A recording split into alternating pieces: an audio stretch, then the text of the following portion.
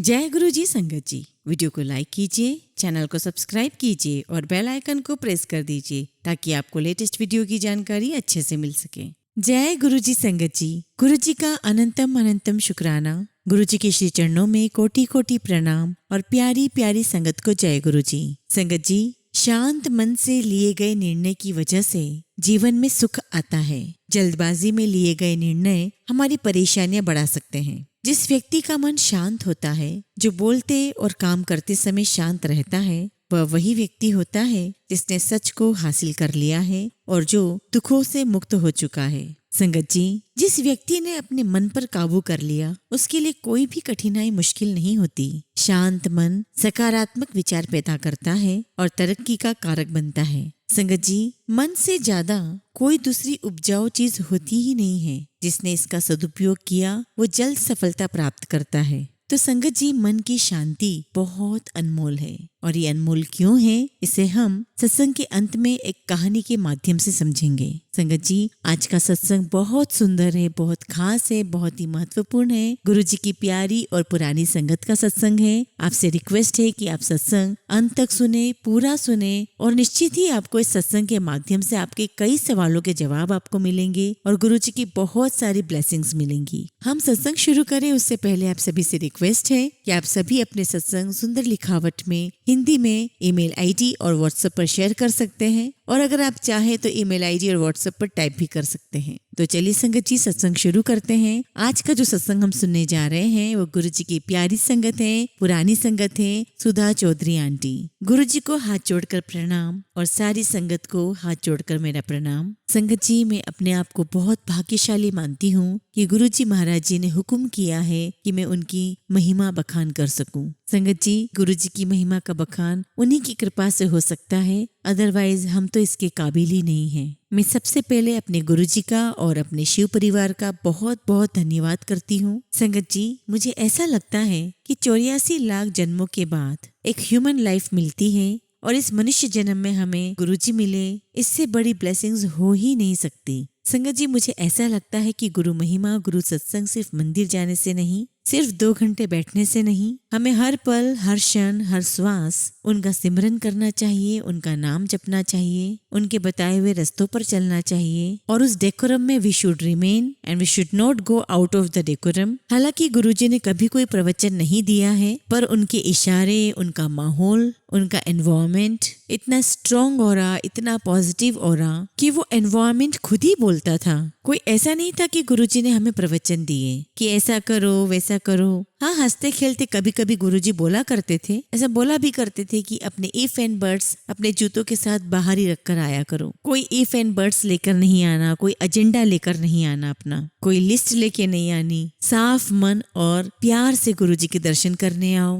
गुरुजी वो सिर्फ भाव देखते थे कि संगत कितना प्यार कर रही है गुरुजी को। हमें अपने आप को इतना गुरुमय बना लेना चाहिए कि हम गुरुजी के बताए हुए रास्ते पे चल सकें और गुरुजी इस बात को देखते हुए बहुत प्राउड फील करें। और इस मौके पर मैं गुरुजी से प्रार्थना करती हूँ कि गुरुजी, हमारी कोशिश कितनी भी हो पर कृपा तो आप ही की रहेगी, तभी कुछ हो सकता है। हम कुछ भी कर लें गुरुजी, जब तक आपकी रहमत, आपकी कृपा, आपकी ब्लेसिंग्स नहीं होगी, हमारा कुछ भी परवान नहीं चढ़ सकता। इसलिए गुरुजी, आपसे हाथ जोड़कर प्रार्थना है कि हमें हमारे रास्तों पर चलने के लिए, हमें हमारी औकात में रहने के लिए आप अपनी ब्लेसिंग्स देने की कृपा कीजिए ताकि हम कोशिश करके आपको प्राउड फील करा सकें। संगत जी, मुझे एक छोटा सा सत्संग याद आ रहा है जो मैं शेयर करना चाहूंगी। गुरुजी अपने फिजिकल फॉर्म में कई बार मुझे कहते थे, आंटी संगत लेकर आया करिए, तेरा कल्याण करेंगे। ये गुरुजी का हुक्म था और मैं गुरुजी के हुक्म को मानना चाहती थी कि यस गुरुजी, जैसा आप बोल रहे हैं मैं वही करूंगी। कोशिश करती थी, परंतु कृपा गुरुजी की होती थी कि हर रोज एक न एक नई संगत मेरे साथ आती ही थी। और तो और संगत जी, जिनको मैं लेकर आती थी मैं उनके बारे में नहीं जानती थी,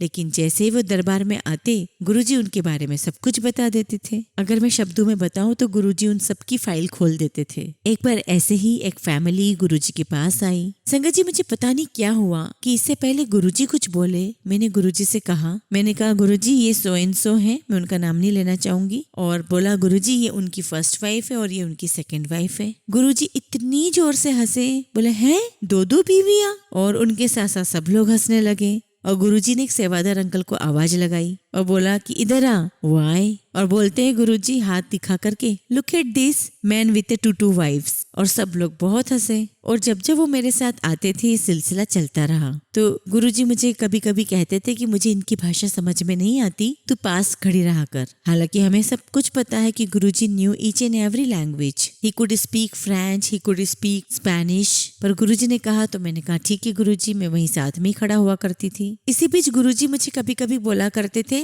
मंत्री जी, और बोला करते थे कि मंत्री ज्यादा देर नहीं बैठा करते। और जो संगत मेरे साथ आती थी उनकी तरफ इशारा करके बोलते थे गुरुजी कि ये तेरा स्टाफ है, इनको उधर ले जाओ। लेकिन जो फैमिली आती थी उन्हें छेड़ते बहुत थे गुरुजी, मैन विथ 2 वाइफ्स बोल के। 1.5-2 साल संगत जी ऐसे ही चलता रहा। एक दिन गुरुजी ऐसे ही बैठे थे, मैं और वो संगत आए, प्रणाम किया गुरुजी को। जैसे ही अंकल ने गुरुजी के चरण छुए तो वैसे ही छेड़खानी करने के लिए, मस्ती मजाक करने के लिए गुरुजी ने कहा, देखो मैन विथ 2 वाइफ्स। तो उस दिन उस संगत ने बड़े प्यार से गुरुजी से आगे होकर बोला। इन 1.5-2 साल में उन्होंने कभी कुछ नहीं बोला, सुनकर हंसकर चले जाया करते थे। तो वो संगत ने बोला, गुरुजी आपने भी तो 2 शादियां की है, मैंने कर ली तो क्या हो गया। संगत जी गुरुजी जो थोड़ी सी शरारत वाली हंसी हंस रहे थे, एकदम से उनका प्यारा सा चेहरा बदल गया और उन संगत की तरफ वो देखने लगे जो उनके चरणों में बैठी हुई थी। और गुरुजी ने बड़े प्यार से उनको देखा और कहा, गुरुजी कहते हैं मांग की मांगता है। और उन्होंने भी, संगत ने भी बड़े प्यार से अपने हाथ फैलाकर गुरुजी के सामने बड़े भाव से बोला कि मोक्ष चाहिए। तो गुरुजी ने कहा, जा दित्ता। मैं उस सरप्राइज से आज तक बाहर नहीं आ पाई कि हमारे परमेश्वर, हमारे ईश्वर, हमारे गुरुजी इतनी प्यार से, इतने भोलेपन से इतनी बेशकीमती चीज दे दी उन्होंने जो सबसे मुश्किल है, मोक्ष। पर संगत जी ऐसा नहीं है कि उन संगत जी ने मांगा और गुरुजी ने दिया। उन संगत ने गुरुजी का शिव रूप देखा। वो खुद भी बहुत स्पिरिचुअल है। वो शिव जी की स्तुति बहुत किया करते थे, कृष्ण की स्तुति भी करते थे। जिस भाव से उन्होंने गुरुजी को देख के, शिव रूप देख के बोला, उसी भाव से, उसी भोलेपन से गुरुजी ने बोल दिया, जा दीता। ये बहुत बहुत बड़ी बात है, मेरे लिए तो बहुत बड़ी बात है और मैं समझती हूँ कि आप सबके लिए भी बहुत बड़ी बात है। तब मुझे लगा कि उन संगत की तरह हमें भी उस ईश्वर को ईश्वर की तरह ही देखना चाहिए। उनको ईश्वर रूप में देखेंगे, ईश्वर रूप में मानेंगे, पूरा समर्पण रखेंगे तो ईश्वर भी उतने ही भोले भाव में ब्लेसिंग्स देते हैं। तो मैं यही चाहती हूँ कि उन संगत की तरह हम सब भी गुरुजी के श्री चरणों में वैसा ही भाव रखें और हर पल को, हर क्षण को सत्संग में ईश्वर को समर्पित करके, अपने जमीर को गुरुजी को समर्पित करके, गुरुजी को ध्यान में रखते हुए हर काम करें, नाम जपें, ताकि शायद हमारी पात्रता हो, ताकि ईश्वर हमें अच्छी संगत के रूप में पाकर he should feel proud of us. ये मेरे दिल की एक छोटी सी भावना है। बाकी गुरुजी के साथ जो क्षण बीते हैं, जो पल बीते हैं, वो एक एक पल बहुत ब्लेसिंग से भरा हुआ है। हम सभी अपने आप को बहुत ब्लेस्ड समझें। ये गुरुजी का शिव परिवार है जिसके एक एक सदस्य को गुरुजी ने इकट्ठा किया है। गुरुजी के शब्दों में ही कोई नया नहीं है, कोई पुराना नहीं है, सारे ही शिवगण हैं। ये मेरे साथ एक गुरुजी की कृपा से एक छोटा सा सत्संग था जो मैं आपके साथ शेयर कर रही हूँ। गुरुजी के गांव से कुछ लोग हमारे घर में ठहराए हुए थे और बाकी जो आते थे, गुरुजी जब जब बुलाते थे तो वो हमारे घर आके फ्रेश होकर के फिर गुरुजी के पास चले जाया करते थे, जो भी गुरुजी का हुक्म होता था। इसलिए तो गुरुजी की जो संगत थी वो हमारे घर में रुके और सुबह फ्रेश होकर जाने लगे। तो दिल्ली की एक नई संगत हमारे घर में एंटर की। तो मैंने उन लोगों को भी बुलाया और कहा कि उनसे इंट्रोड्यूस करवाया और बोला कि ये गुरुजी की नई संगत है और गुरुजी से अभी जुड़ी है। और मैंने कहा कि ये पुरानी संगत है और बहुत लाडली संगत है, गुरुजी की गांव से हैं। और उन दोनों ने नमस्ते की, आपस में एक दूसरे से मिले और अपने अपने काम पर चले गए। उस दिन मैं गुरुजी के पास नहीं गई थी, गुरुजी के गांव वाली संगत गुरुजी के पास गई थी। रात के 11 बजे उन संगत का फोन आया कि आंटी गाड़ी के पास आओ, गुरुजी का कोई मैसेज है आपके लिए। वो कहते हैं कि हमें गुरुजी ने हुक्म दिया है कि दिल्ली की धरती पे पैर नहीं रखना है, सीधे अपने गांव वापस जाओ, लेकिन आंटी नू ये मैसेज देकर जाओ। और वो मैसेज क्या था संगत जी, कि अपने घर के ड्राइंग रूम में बैठ के कि कोई नई संगत नहीं और कोई पुरानी संगत नहीं करनी, कोई लाडली संगत नहीं करनी। मैंने शिव परिवार इकट्ठा किया है, मेरी संगत हजारों हजारों सालों से मेरे साथ है। ये बहुत बड़ा गुरुजी का मैसेज था, पर मैं इसे हुक्म मानती हूँ, इसीलिए आप सबके साथ शेयर करना चाहती हूँ कि हम में से किसी को भी नहीं सोचना चाहिए कि मैं पुरानी संगत हूँ या नई संगत हूँ। और दूसरी बात जो गुरुजी ने कही थी कि मैं शिव परिवार इकट्ठा कर रहा हूँ, तो ये सत्संग के माध्यम से हम जो एक दूसरे को जानते हैं, ये सारा गुरु परिवार है, ये गुरुजी ने बनाया है और ये सारा सोल कनेक्शन है हमारा। आप सब मुझसे इस बात से एग्री करेंगे कि रिश्तेदारियां न जाने हम सबसे कहाँ दूर हो गई हैं और संगत बहुत दिल के करीब हो गई है। गुरुजी की कृपा है कि हमारे सोल कनेक्शंस हैं, इसीलिए गुरुजी ने अंकल आंटी बनाया, क्योंकि अंकल और आंटी में सारे रिश्ते आ जाते हैं, ताया चाचा मामा मामी फूफा सारे रिश्ते। ऐसा नहीं है संगत जी कि मेरा बेटा है, मैं उसका ख्याल कर लूं। गुरुजी ने संगत परिवार दिया है, एक दूसरे का हमें बहुत ख्याल रखना है ताकि गुरुजी इस बात से बहुत खुश हो सके, प्राउड फील कर सके, क्योंकि गुरुजी को संगत से और संगत को गुरुजी से बहुत प्यार है। इसके साथ ही मुझे याद आ रहा है कि गुरुजी एम्पायर स्टेट में बैठे हैं, सारी संगत बैठी हुई है और वहाँ के बहुत सारे एक्सपीरियंसेस मुझे याद आ रहे हैं जो मैं आपके साथ शेयर करना चाहती हूँ। गुरुजी वॉज वेरी फॉन्ड ऑफ कि लड़कियों की शादी जल्दी हो, सेटल हो वो अपने घर में, और हर लड़की, हर माँ, हर पेरेंट्स की बेटी खुशी खुशी सेटल हो अपने घर में। जब मैं गुरुजी के पास गई तब गुरुजी ने मुझे बोला कि आंटी एक गड़वी लेकर आए, चमकती गड़वी लेकर आई। तो मैंने कहा अच्छा जी। हालांकि मुझे उस गड़वी के बारे में कुछ पता नहीं था और गुरुजी तो जानी जान है। तो जब गुरुजी ने कहा कि गड़वी लेकर आई और मैंने कहा अच्छा जी, उसी समय मेरे दिमाग में चला कि कौन सी गड़वी, कैसी गड़वी। तो उन्होंने एक आंटी को इशारा किया और आंटी ने मुझे समझा दिया। तो उन्होंने मुझे समझाया कि गुरुजी ने आपको एक कॉपर का लोटा लाने के लिए कहा है और गुरुजी उस लोटे को मेरी बेटी के लिए ब्लेस करके देना चाहते थे।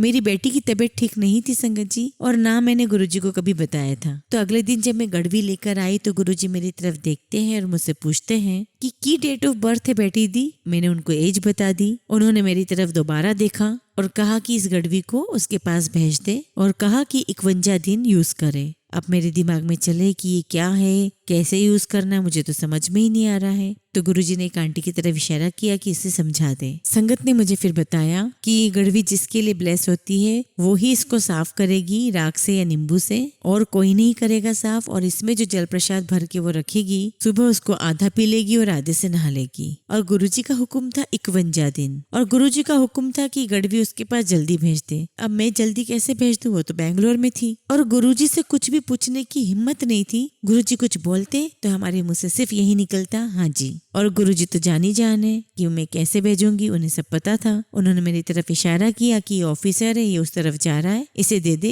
ये पहुंचा देगा। Some army general was posted to Bangalore, so I have give it to him. और उन्होंने मेरी बेटी को वो गड़वी पहुंचा दी और मेरी बेटी ने भी वही फॉलो किया जैसा मैंने उसको समझाया फोन पर। और कुछ दिनों बाद वो आई और लाइन में खड़ी हुई थी गुरुजी के दरबार में, और गुरुजी ने उसे टेढ़ी नजर से देखा और पूछा ओए तू कब आई। अब उसे लगा कि मैं तो जानती नहीं हूँ, इसलिए उसने रिप्लाई नहीं किया। उसे लगा किसी और से पूछा होगा। गुरुजी ने फिर उससे पूछा तो उसने कहा कि गुरुजी मैं सुबह आई, और वो पहली बार ही गुरुजी से मिल रही थी। तो गुरुजी ने उससे कहा कि तू अपने हस्बैंड को लेकर नहीं आई। किसी आंटी ने गुरुजी को कहा कि गुरुजी इसकी अभी शादी नहीं हुई है, तो अभी कॉलेज से निकली है। पर गुरुजी ने आंटी की तरफ ज्यादा ध्यान नहीं दिया और गुरुजी ने मेरी बेटी से फिर से पूछा अरे तेरी शादी नहीं हुई। इस प्रकार से पूछा जैसे कि काफी बड़ा गुनाह कर दिया हो उसने। तो मेरी बेटी कहती है कि नहीं गुरुजी नहीं हुई शादी मेरी। तो गुरुजी कहते हैं तो चला फिर तेरी शादी कर देते हैं। गुरुजी ने उस दिन उस पल मेरी बेटी को अपने हस्बैंड के साथ देखा। जो चीज हमें नहीं पता था हमें बाद में समझ आई, और गुरुजी ने मेरी बेटी को उसकी शादी के लिए ब्लेस किया। और जितनी बार वो लड़की गुरुजी के दरबार में आई, गुरुजी ने यही 3-4 सवाल पूछे। तू कब आई, तेरी शादी हुई कि नहीं, और तू बड़ी के भैया। वो कहती थी भैया, तो गुरुजी कहते थे अच्छा लगती तो तू है, चल तेरी शादी करा देता हूँ। और संगत जी ये सिलसिला कोई 2.5 साल तक चला। तब से मेरी बेटी गुरुजी से कनेक्टेड हो गई और उसने मुझे फोन पर भी बताया कि मैं गुरुजी से कनेक्टेड फील कर रही हूँ। करीब 2-2.5 साल के बाद गुरुजी के दरबार से हमें रात की 2 बजे तक आज्ञा मिली। मैं वहीं खड़ी थी और मेरी डॉटर आज्ञा ले रही थी। फिर गुरुजी ने वही 4 बातें रिपीट की। फिर मुझे लगा कि गुरुजी ने तो कहा था कि महापुरुष 3 बार से ज्यादा नहीं बोलते हैं। तब हमें क्लिक हुआ कि अरे हमने तो इतना टाइम खराब कर दिया, गुरुजी ने तो कितनी बार टोका इसे। तब मैंने कहा गुरुजी आप जब जिसके साथ जैसा कहोगे मैं इसकी शादी कर दूंगी। मैंने कहा मैं शादी कर दूंगी। ये जो हमारी मैं है ना, पता नहीं कैसे बीच में आ ही जाती है। गुरुजी का बड़प्पन। उन्होंने आगे से क्या कहा संगत जी? सडनली ऐसा लगा कि गुरुजी बहुत ऊपर, आसमान से भी ऊपर बैठे हैं, नीचे झुककर देख रहे हैं मेरी बेटी की तरफ और बहुत प्यार से कहते हैं, ना ना ना, जिथे ऐदी खुशी उत्थे शादी करांगे। एंड आई फेल्ट कि मैंने तो कह दिया गुरुजी को कि आप जहाँ बोलोगे मैं शादी कर दूंगी। मैंने गुरुजी की बात सुनी और मैं हाँ जी गुरुजी बोल के चुप हो गई। संगत जी, मैं आपको बताना चाहूंगी कि आने वाले टाइम में जब उसकी शादी फिक्स हुई 2010 में, Guruji was not in the physical form. Guruji ने ही शादी सेटल करवाई। उन्होंने शादी के लिए हर छोटी सी छोटी डिटेल, किसी को सपने में, किसी को कैसे, खबर पहुंचाई। और गुरुजी का सपना जब आता है तो हम सबको पता है वो अटल सत्य होता है, वो सपना नहीं होता, वो गुरुजी होते हैं। यहाँ तक कि एक संगत को गुरुजी ने सपने में आकर कहा कि ये तेरी जिम्मेदारी है। एक्शन प्लान 1 ऐसे ऐसे इस प्रकार से तुझे करना है और एक्शन प्लान 2 इस प्रकार से करना है, और अगर ये दोनों नहीं है तो अपनी अथॉरिटी दिखानी है और तुमको 1 2 3 4 ये काम करना है। और किसी को सपने में दिखाया कि सुधा को बोलो कि इसके लिए पर्ल और रूबी कानों के लिए खरीदे, और मैं भी बस सुनकर भागी खरीदने के लिए। मैंने छोटे छोटे रूबी के और पर्ल के इयररिंग्स खरीदे, बहुत ही ब्यूटीफुल। हर एक संगत ने महसूस किया कि किसी ने कुछ नहीं किया, सब कुछ गुरुजी ने डिसाइड किया। किस किस को कार्ड देने हैं वो तक गुरुजी ने चुने हैं। और हम कार्ड लेकर गए थे मंदिर में, और जिन संगत के हमने कार्ड पर नाम लिखे हुए थे वो संगत ही नहीं होती थी वहां पर मंदिर में, और किसी नई संगत को कार्ड जाते थे और सारे अननोन। फिर हम सोचते थे कि ये क्या हुआ, फिर हमें लगा चलो ठीक है जैसा गुरुजी जाने। तो संगत जी, जब शादी हुई तो मुझे था कि बारात आने से पहले गुरुजी की आरती हो जाए और भोग लग जाए। हमने सबने बैठ के आरती कर ली और भोग लगा दिया गुरुजी को, और मैं शादी का दूसरा कुछ देखने चली गई। और बाद में जब मैं आई तो वहाँ बैठे संगत ने मुझे बताया कि आप तो चले गए थे, गुरुजी ने यहाँ पर बहुत ऊंची आवाज में कहा कि यहाँ जो मैं संगत लेकर आया हूँ उसका एक एक पुण्य अपर्णा की झोली में मैंने डाला है। तब मुझे समझ में आया कि हमारी जान पहचान के लोगों को हम नहीं दे सके कार्ड। गुरुजी ने उन्हें कार्ड दिलवाया जिनका सोल कनेक्शन मेरी बेटी के साथ था। उनको गुरुजी ने बुलाना था, जरूरी नहीं कि हम उन्हें जानते हैं। ये सब कुछ गुरुजी करने वाले थे, वही करता धरता थे। तो 2010 में मेरी बेटी की शादी हुई और 2011 में मैंने किसी को सुना जय गुरुजी। मुड़ के देखा तो मैंने कहा अंकल आप भी मानते हो? तो कहते हैं नहीं, मैं तो आपकी लड़की की शादी में भी आया था और मुझे तो सेवा भी मिली थी। मैंने कहा सेवा, वो कैसी? बल्कि हाँ, गुरुजी ने मुझे तो लंगर की सेवा दी थी। तो हमें तो पता ही नहीं है कि गुरुजी कहाँ कहाँ क्या क्या कर जाते हैं। और बाद में मुझे पता चला कि कई लोगों को गुरुजी की आवाज सुनाई दी कि जा अंकल लंगर देख, अंकल जा बारातियों को देख। ऐसे गुरुजी ने सेवा बांटी वहां पर, और हमें बहुत देर बाद पता चला। कहने का मतलब यह है कि गुरुजी बहुत प्यार से लड़कियों की शादियां करवाते थे और बहुत प्यार से उनको सेटल करते थे। और इसी सत्संग के साथ एक और मैं गुरुजी की कृपा आपको बताना चाहती हूँ। मेरी बेटी की शादी में जो कैटर था उसे हमने एक सर्टेन अमाउंट दे दिया था, बट ही वांटेड मोर, लेकिन उसे कांटेक्ट नहीं हो पाया। तो जब शादी हो गई तो उन्हें हमें पेमेंट करनी थी, तो मैंने एक अंकल को पैसे पकड़ाए क्योंकि गुरुजी ने उनको जिम्मेदारियां दी थी। तो उन्होंने बताया कि मैंने कैटर को बुलाया पेमेंट करने के लिए। तो कैटर ने उनसे कहा कि इतना इतना मेरा अमाउंट है, लेकिन उसमें से आप 50,000 काट लीजिए। तो उन अंकल ने बोला किस बात के? तो बोलते हैं कि शादी में मुझे पैसे कम पड़ रहे थे और मैडम से बात नहीं हुई और मैं बहुत परेशान खड़ा था, और मेरे पास एक सर आए और उन्होंने मुझे 50,000 रुपए दिए। उन्होंने मुझसे पूछा कि परेशान क्यों खड़ा है? मैंने कहा कि मैं इसलिए परेशान हूँ कि मैडम का फोन नहीं लग रहा है और मुझे पैसे चाहिए ताकि मैं कल का सामान मंगा लूं। तो उन्होंने कहा कितने? तो मैंने बता दिया 50,000 रुपए, और उन सर ने पैसे निकाल करके दिए 50,000 और कहा कि लड़की की शादी है, आप परेशान ना हो, ये लो पैसे और काम शुरू करो और बहुत अच्छे से करना, इसमें आपकी भी ब्लेसिंग्स हैं। तो कहता है कि मैंने वो काम कर लिया, तो आप 50,000 इसमें से काट दो। तो उन अंकल ने सोचा कि गुरुजी ने 3-4 लोगों की ड्यूटियां लगाई हुई थी, तो उन्हीं में से किसी ने दे दिए होंगे। तो वो अंदर लेने जा ही रहे थे, बात करने जा ही रहे थे कि कैटर ने कहा सर ये जो फोटो पड़ी है सामने वो वाले सर से पूछ लेना। और उन्होंने देखा ये तो गुरुजी की फोटो है। तो उन्होंने कैटर से बोला कि नहीं नहीं ये तो गुरुजी है, ये फिजिकल फॉर्म में नहीं है। तो वो कैटर कहता है मुझे कुछ नहीं पता,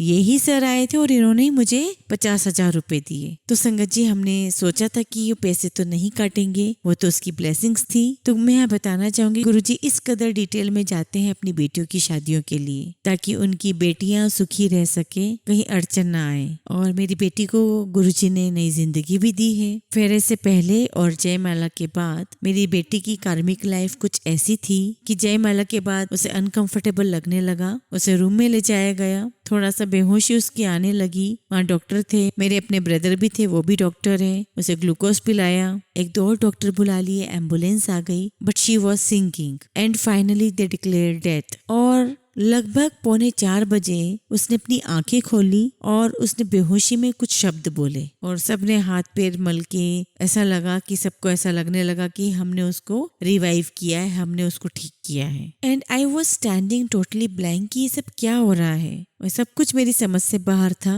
कि 2 लोग उसको पकड़ के ले जा रहे थे एंड लिटरली उसके पैर फर्श पे घिस रहे थे। और जैसे ही वो दरवाजे तक पहुंची, आई सो समथिंग, और अचानक से उसकी स्पाइन हिली and suddenly she pushed the boys जो उसकी हेल्प कर रहे थे कि भैया आप मुझे क्यों पकड़ रहे हो, मैं तो चल सकती हूँ। और जब हमें ये रियलाइज हुआ कि वो चल के जा रही ऐसे नॉर्मल जैसे कुछ हुआ ही ना हो, और हर कोई वहाँ खड़ा हुआ शॉक था कि ये ऐसे जा रही जैसे कुछ हुआ ही नहीं है यहाँ पर। बट उसके बाद बहुत अच्छे से शादी हो गई और हमने सोचा कि बाद में उसका चेकअप करवा लेंगे। बाद में शादी के बाद उसके ससुराल वालों से पूछा कि आपने करवाया है, तो बोले कि लड़की तो बिल्कुल ठीक है, उसको तो कुछ भी नहीं हुआ है। अब गुरुजी के गाँव से जो संगत आई थी, शाम को वो जब जाने लगे, उन्होंने कहा कि हमारी माँ इस लड़की को बहुत प्यार करती है, उसे दुख होगा ये सब सुन के तो हम उसे बताएंगे नहीं, कहेंगे शादी ठीक हो गई। और वो गुरुजी की गांव वाली संगत अपने गांव चली गई। और जैसे वो गांव पहुंचे, उनकी 85 इयर्स ओल्ड माँ ने दरवाजा खोला। इन्होंने तो कुछ मदर को बताया नहीं, लेकिन उनकी मदर ने इनको बताया कि कल रात 3:45 बजे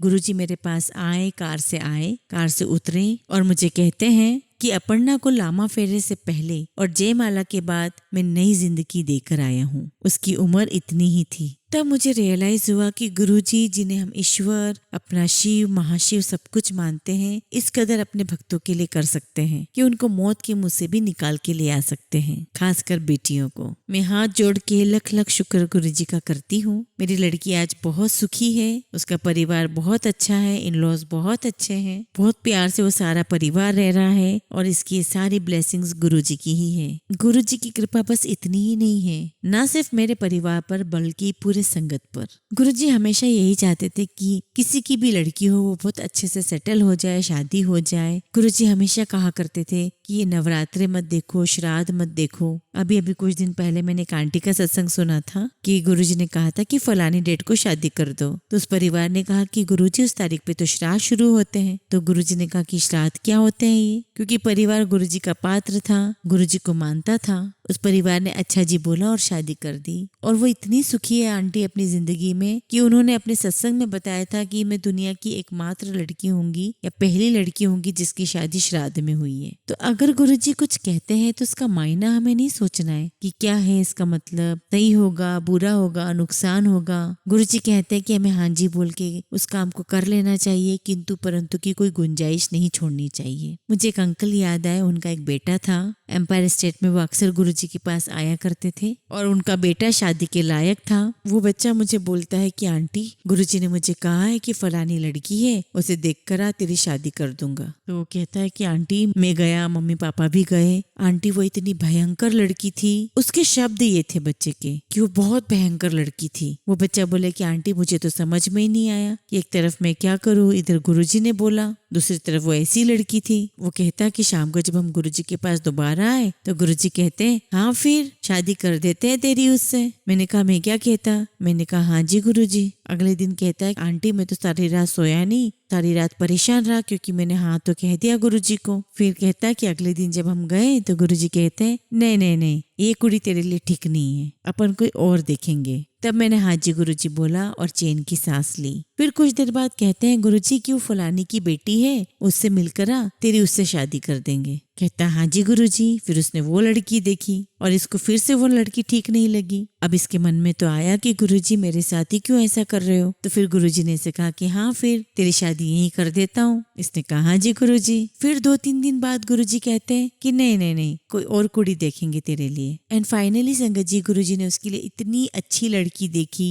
Guruji's last visit in Bada Mandir before he left his physical body, we were all there. कुछ संगत चली गई, कुछ को रोक लिया। गुरुजी गुरुजी ने सबको अपने हाथों से एक एक को प्रसाद दिया। एक एक बंदे से अलग अलग बात की गुरुजी ने। उस दिन इस लड़के के फादर को गुरुजी ने बोला, एक अंकल का और नाम लिया और कहा, उस अंकल की कुड़ी और तुम्हारा मुंडा दोनों की शादी होगी, जाओ उधर जाओ, पीछे जाओ और बातें करके आओ। और वो लड़की इतनी अच्छी कि उसकी भी शादी इतने बढ़िया घर में यहाँ इस लड़के के साथ हो गई और दोनों ही बहुत खुश हैं। मेरा मतलब ये था संगत जी कहने का कि गुरुजी जो भी कहे उसमें हमेशा हमेशा भलाई होती है। इसलिए संगत जी, गुरुजी की हर बात को अपने तहे दिल से मानना है हमें। अपने सत्संग को मैं यहीं विराम देती हूँ। आगे जब भी मौका मिलेगा मैं अपना सत्संग और सुनाऊंगी। जय गुरुजी, शुक्राना गुरुजी, अनंतम शुक्राना गुरुजी। संगत जी, हमेशा की तरह हम सत्संग का अंत एक बहुत ही खूबसूरत कहानी से करेंगे। एक साधारण गरीब आदमी जो रास्ते पर कपड़े बेचकर अपनी रोजी रोटी बड़ी मुश्किल से जुटाता था,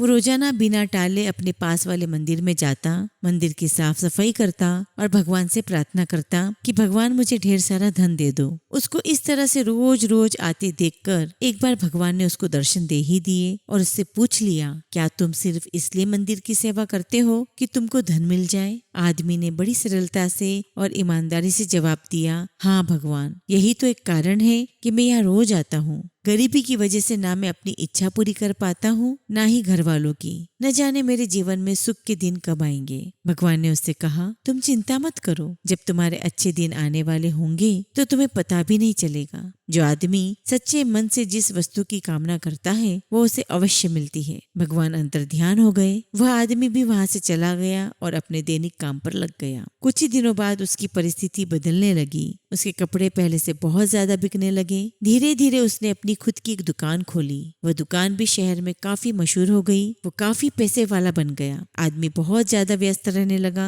इतना व्यस्त कि उसका मंदिर जाना ही छूट गया। कई सालों बाद जब वह आदमी बूढ़ा हो गया तब अचानक एक दिन मंदिर आकर साफ सफाई करने लगा। भगवान ने फिर से उसके सामने प्रकट होकर उसको दर्शन दिए और पूछा, बड़े लंबे समय बाद आए हो, सुना है बहुत बड़े सेठ बन गए हो, क्या अब भी जीवन में कोई कमी है जिसे पूरा करने के लिए फिर से मंदिर की सेवा करने आए हो? आदमी भगवान की तरफ देखता ही रह गया। उसकी आंखों में आंसू थे। वो बोला, भगवान आपने मुझे सब कुछ दिया, किसी चीज की कोई कमी नहीं है। बेटे बेटी की शादी भी अच्छे खासे घराने में करा दी है, लेकिन ये सब होते हुए भी मन को कभी शांति नहीं मिली। हमेशा मन करता था कि मंदिर में आके सेवा करूं, लेकिन मैं कर ना पाया। भगवान ने उससे कहा, मैंने वह सब दिया जो तुमने मांगा था। रही बात मन की शांति की, तो वह तुमने कभी मांगी ही नहीं। तुम्हें एक राज की बात बताता हूँ, मन की शांति कभी मांगने से नहीं मिलती। जब निस्वार्थ भाव से जब कोई मेरी शरण में आता है, मेरी सेवा करता है, तो उसे बिन मांगे ही शांति मिल जाती है। आदमी भगवान की तरफ देखता रह गया और उसकी आंखों में आंसू की धारा बहने लगी। वो बोला,